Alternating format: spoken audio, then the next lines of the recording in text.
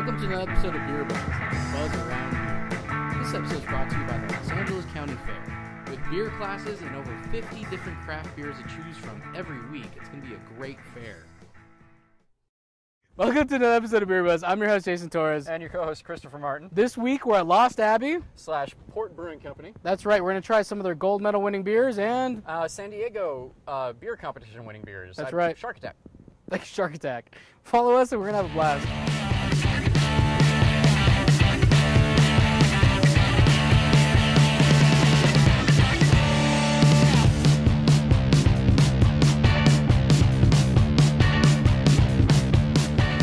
I'm here with Mr. Amazing Matt, the lead brewer here at Lost Abbey. Cheers. Port Brewing. Cheers. Cheers. Drinking your wit, man. This is really good. Why don't you tell everybody out at home and everybody that's watching a little more about the brew house, dude? What do you guys do here? Cool. Well, here at Lost Abbey Port Brewing, we have a 35-barrel brew house. Cool. It is the original stone brew house from when they occupied this facility 7, 8 years ago. Yeah. And we are still using it today, and it's still making kick-ass beer. Yeah. It really is, dude. Yeah. You guys do solid beers. You guys just won Best of Show at, what was that, San Diego? At the San Diego International Beer Festival. Yeah. Shark Attack, which is our double red, which we're pretty stoked on. It's been in our program for a while, and not a beer style that generally wins Best of Show a lot of places. So. No, it really doesn't, dude. And it's kind of cool that you guys actually won that. Yeah, we're pretty stoked. You know, people ask me the last couple of weeks if we changed anything. No, we haven't changed the recipe. I just think we're getting better at making it. So. Right on. I concur, sir. Cheers. Cheers to that. Pretty awesome brew house. Yeah. Every time I see brew house, man, I'm I mean, they're somewhat the same, somewhat different. Yeah. This is, as brew houses go, a very simple brew house, Okay. which makes it easy for us to do all the 150 different styles of beer that we make. So. Right on. How many barrels do you guys crank through here? Like every year? You know, we're generally doing. I think this year we're doing around 17,000 barrels here. Wow. Okay. You know, in any given week, we'll probably run 15 to 20 batches of beer through this system. So. Right on, man. Yeah. And over here is the glasses zone, and I got some pretty nifty glasses. Nice. They're totally fogging up right now. It happens. It gets a little humid in here. It's a little humid. It's all right though. Right on, man. Yeah, this is totally cool because you guys not only just brew the beer that you guys normally do, but you guys also have like a barrel program across the way. Yeah. So currently we have. Give or take 1,100 barrels aging across the street, wow. You know, having a system we can do so many different styles allows us to really play with the wood a lot. Okay. Love playing with wood.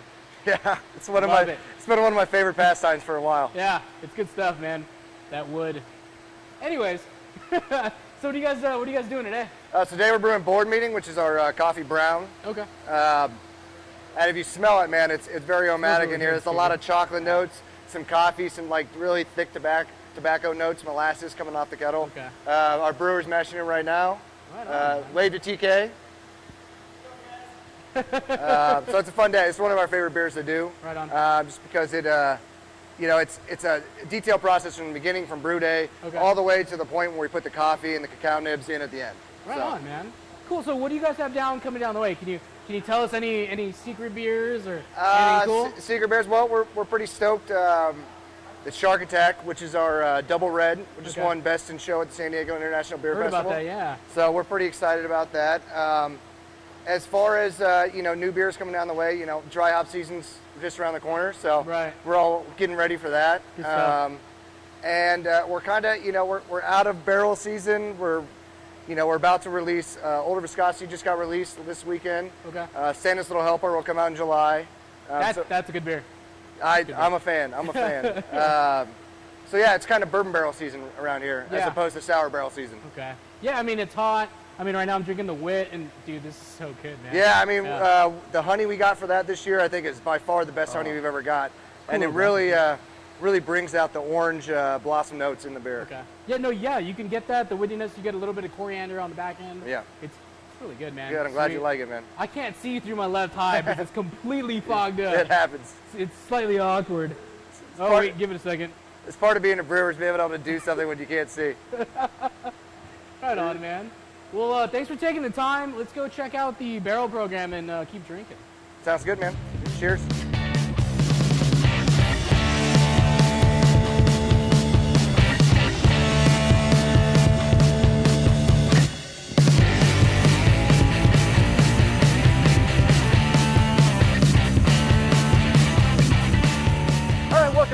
guys, this is Chris Martin. I'm over here with Matt, the lead brewer from Lost Abbey, and we are in the barrel aging and sour program room. Sour. So we have both our regular bourbon barrels and our sour barrels over here. We're currently in the process of retrofitting a new barrel warehouse. So there's a lot of moving parts going on behind you, but yeah, this is where it all takes place. That's excellent, man. So what kind of sour beers do we have planned for the So, you know, we still have our core sours, Red Poppy, Framboise, Cuvée, and we're going to see a lot of growth in the next couple of years in our blonde sour program. So that's kind of the direction this is a program that's going to start picking up steam in the near future? Hopefully, that's the idea.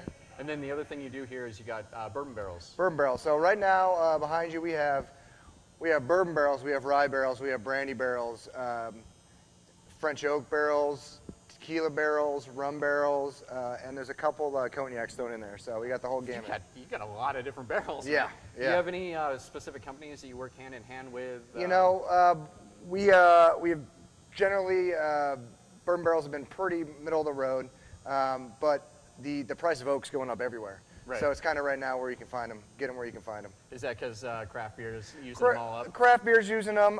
You're seeing a lot of them going over to Scotland to get torn apart and then make scotch out of them. So, you know, there's no oak in Scotland, so they got to get them somewhere. That's right. That's right.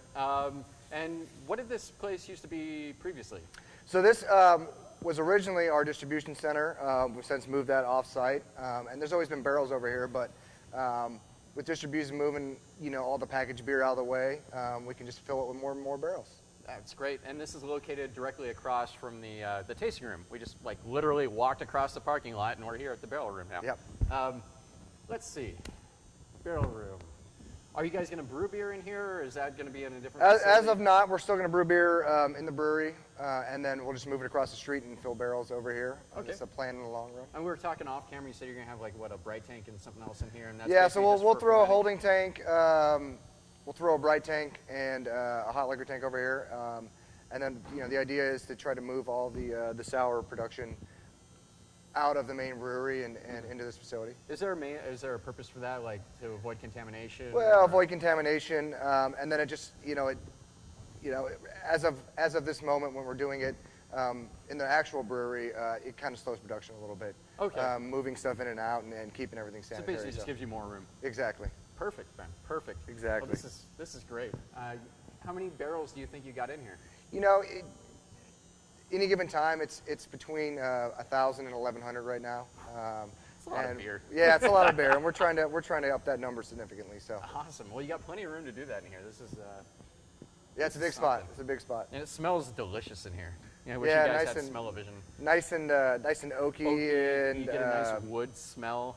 Man, it's good. Good. All right, well, hey, thanks, Matt. Appreciate you bringing us over here, telling us a little bit about the barrel aging sour programs you guys have in the works. And no problem. Can't wait to try some beer. Exactly.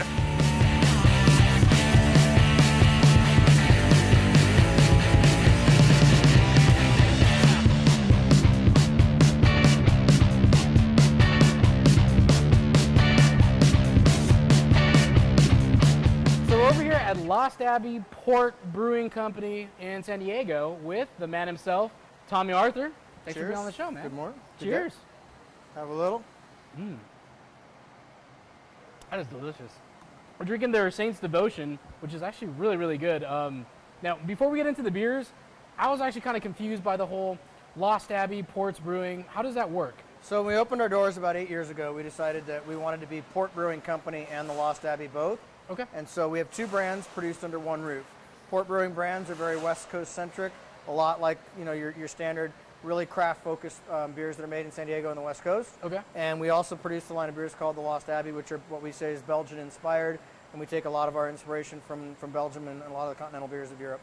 Okay, awesome. So it kind of keeps the brands somewhat separate, so I know what I'm kind of going for, I guess. Yeah, it allows us to really differentiate them, and the West Coast-centric stuff has a little bit more of its roots in being on draft and finer taverns and bars. Okay. And sort of the Abbey brands are more celebratory and really about the dinner table and things like that. I could celebrate to that. Cheers, right? Always a good reason to cheers. That is really, really good. And what's the difference between your Saints Devotion and your regular devotion? So the Saints Devotion is something that we do a little bit sporadically. We take our regular devotion, which is one of our year-round core Abbey beers. Okay. It's a 6.5% alcohol, sort of hop-forward Abbey beer or Abbey Blonde. Okay. And we add Brettanomyces to the Saints version at packaging, so we get a really crisp and dry and effervescent, a little bit more expressive beer. We don't do this on draft because of the Brett re-fermentation, so it's only available in the bottle. Oh, wow. All right, well, thank you for opening the bottle. No problem. Enjoy. It's a great morning beer. Right on. No, it really, literally, it's the morning, and well, you got to drink, man. It's San Diego. It's a nice day. It's always a nice day. It's always a great day. Yeah. I was actually blown away by the sheer size of your guys' place. I mean, it's a lot bigger than I imagined. Yeah, we tell people all the time that we're a little brewery with a big reputation, and we kind of mean it. But we do have a lot of square footage. We had to commit the space around us. We have about 40,000 square feet total. But we need that space to do a lot of the barrel aging and the warm re-fermentation, because we have all of our bottles are re-fermented, and just a sheer amount of space it takes to do what we do. Okay. Yeah, I mean, it's great. I actually love it. You guys have tons of really cool artwork.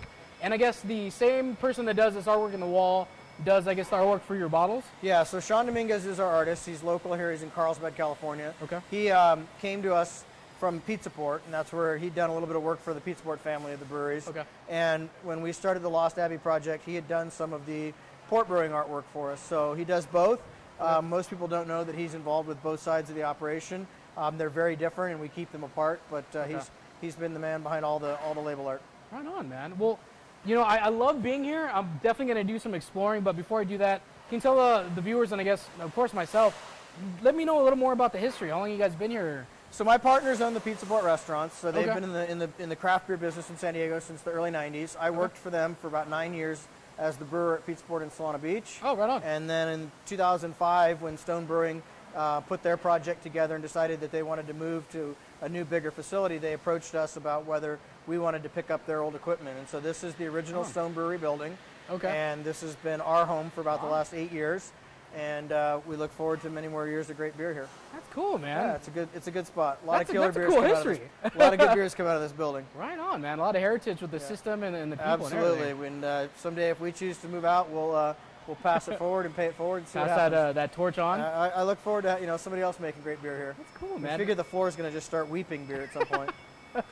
Right on, dude. Yeah. So why Lost Abbey? Why I guess the name or port? My partner Vince came up with the name many years ago, and he decided that it'd be really cool to have a Belgian-type brewery, or a brewery that focused on Belgian beers. Okay. But a lot of the breweries in Belgium have a monastic heritage to them, the Abbey sort of focus. And there is no Abbey associated with our brewery. There's no old church building and relics and things. And so in that way, it's sort of lost. It's become a running joke around here that we're hard to find in this industrial park. And so that's what kind of makes us lost as well. Right on. I like that. I like the Lost Abbey. Yeah. That totally makes sense. Well, cheers to that again. Cheers, and thank you. I'm really good at getting people to drink. Yeah, I know, huh? We'll play the cheers game. Right? That's really cool. I mean, the beers you guys produce, I mean, they're solid beers. You're definitely something to contend with, and I love this venue. Just, it's really, really cool. I am dying to go exploring. Yeah. So before I take too much of your time up, man, I'm going to go drink at your place. Perfect. Enjoy the afternoon, and I appreciate you guys coming out. Yeah, thanks again for taking the time, man. The beers are solid. I'm going to see how many of these I can steal with me. Absolutely. So, and Matt's gonna lead you on a good tour. right on, man. Appreciate it, guys. Good Thank times. you.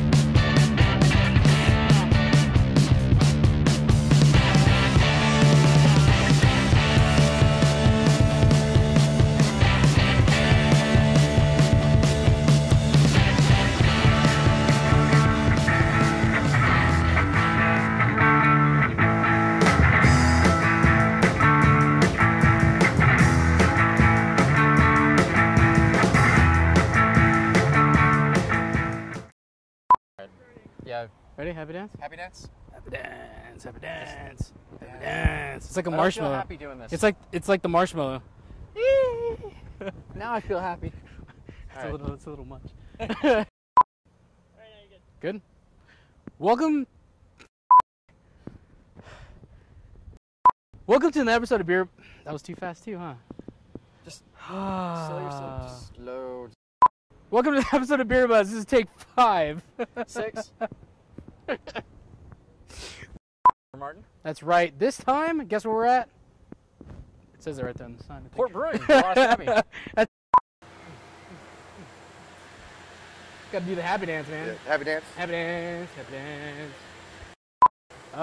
we're probably gonna do a couple takes, so let's mess something up. Okay. Huh? Sounds good, man.